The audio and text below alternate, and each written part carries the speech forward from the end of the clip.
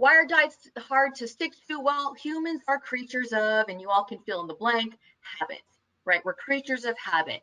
So it's very understandable that only 5% of individuals who start a diet or start weight loss diets will end up keeping that weight off.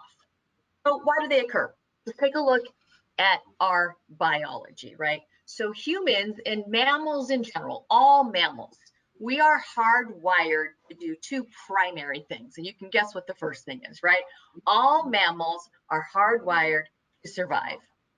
And secondly, that once we can survive, right, then we can do what? We can reproduce, because reproduction allows the propagation of the species. So we're hardwired to survive and reproduce. So what does that have to do with plateaus? Let's dig in. So this is all the metabolic processes that function to keep you alive. This is essentially your metabolism, right? All the reactions that happen independently and interdependently to keep you alive. So breathing, you breathe without conscious thought. Your heart beats without conscious thought. You digest and metabolize food for energy without conscious thought. So these are all the processes that occur, again, without any effort from us and our brain willingness to do it, right? So what is actually required to run your metabolism and to keep you alive? So let's take a deeper dive at that. Well, we need energy, right? We need calories in the form of ATP. ATP is what's called the energy currency in the body. It's what's utilized in all those reactions you just saw to keep you surviving. We need our macros.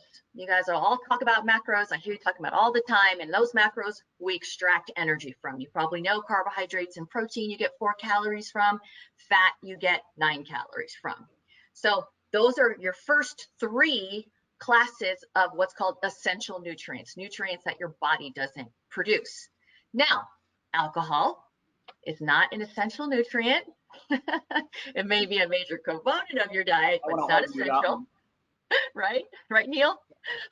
Yeah, like I said, I'm going to argue that one. But alcohol does provide 7 calories per gram. So we do get energy from alcohol. Now, the other 3 classes of essential nutrients that are required to keep you alive are your micronutrients, vitamins and minerals, and then of course, water, right? So these are the essential nutrients that we need to fuel our metabolism. So the processes that require these calories are really called the components of daily energy expenditure. We call it calorie burn in the dotFIT program, right? So we've got our basal metabolic rate, BMR. That's your existence calories, just to keep you alive. And then we've got your TEF, thermic effective food. Those are the calories you burn from digesting and metabolizing food. It's highest for protein, it's lowest for fat. And then of course, carbohydrates in between, depending on how much it's processed. And then we've got exercise, planned workouts. For some individuals who do no planned workouts, that's 0% of their total energy expenditure. And then it can take up a bulk, a real good chunk of your daily energy expenditure if you're a professional athlete, or construction, or you do physical activity as a, for your living, to make a living. And then we've got NEAT, an acronym for non-exercise activity thermogenesis. So this is all movement, subconscious and stuff you're not conscious about, whether it's fidgeting, etc., aside from your planned structure exercise. Okay, so these are all the components of how you burn calories within any given day. So let's pretend that, like our prehistoric ancestors, there was a shortage of food in your life, right?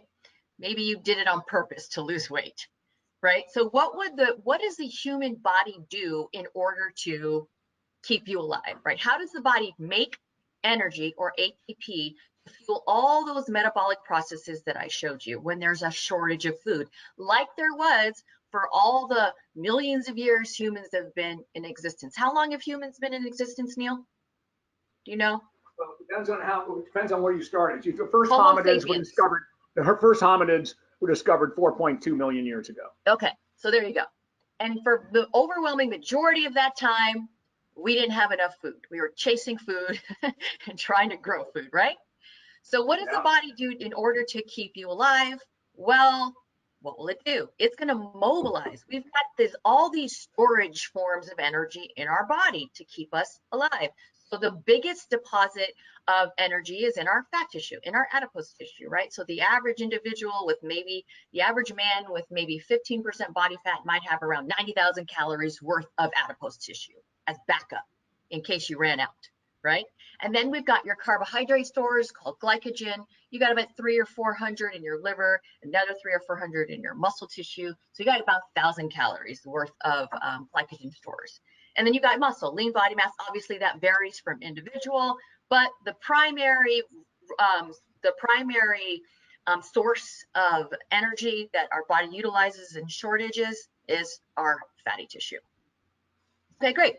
So the end result is when there's not enough food, right? When there's a calorie deficit, and in this day and age, in modern day, we do that on purpose, right? Why do we do that? Because we want weight loss.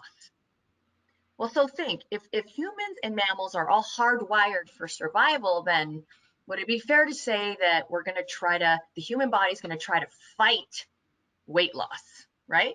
For survival purposes. It's not a stretch to see that occurring.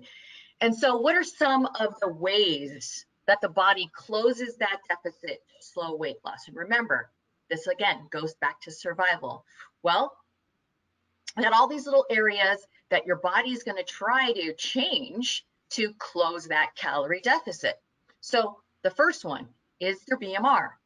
So with weight loss, you're going to see a change in your basal metabolic rate, and that is really directly proportional to the weight loss. So in other words, the more mass you have, the more you burn. The less mass you have, the fewer calories you burn. So when you lose weight, you're going to burn fewer calories. So think about someone who loses 20 or 30 pounds, like in this picture.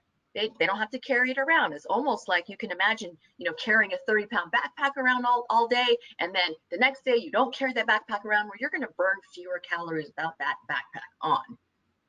You're going to see a greater decrease in BMR with the loss of muscle tissue, which is one of the reasons why we're so adamant with filling nutrient gaps and getting adequate protein during weight loss and, of course, resistance training.